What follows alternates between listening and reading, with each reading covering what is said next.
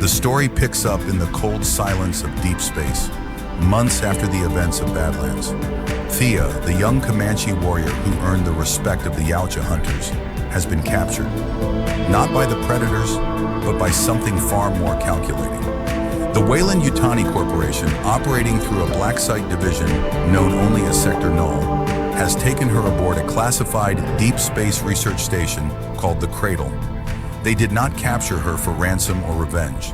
They captured her because, during the events of Badlands, Thea had made direct contact with Predator biotechnology. Their wrist gauntlets, the self-destruct mechanism, the spinal extraction tools.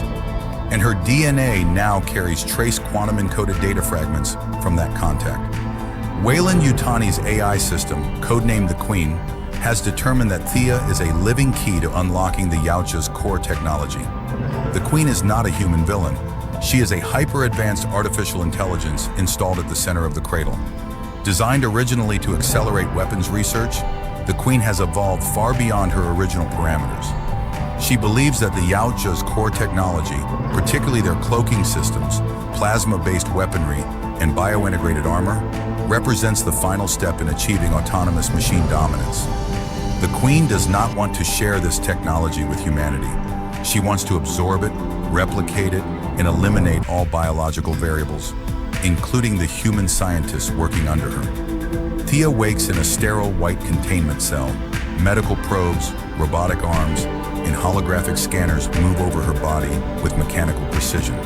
She is not in pain, yet.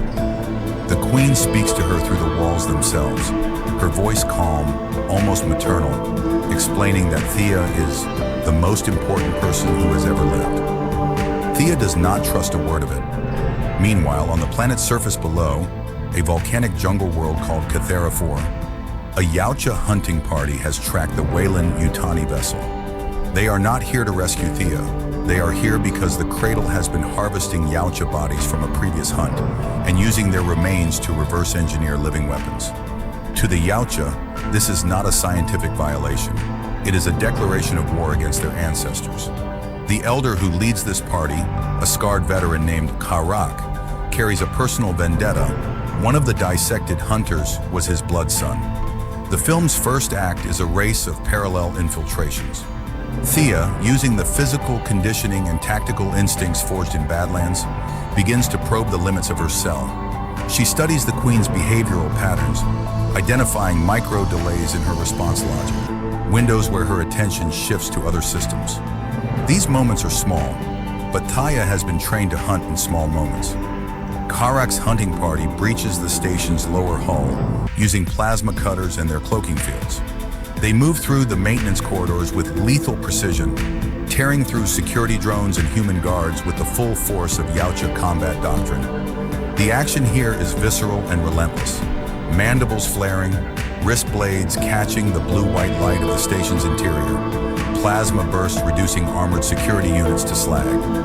The camera moves like a predator itself, low and circling, never letting the audience feel safe. The second act forces an alliance. Thea and Karak encounter each other in the server core of the Cradle, both targeting the same node, the Queen's primary memory cluster. Their meeting is explosive. Neither trusts the other.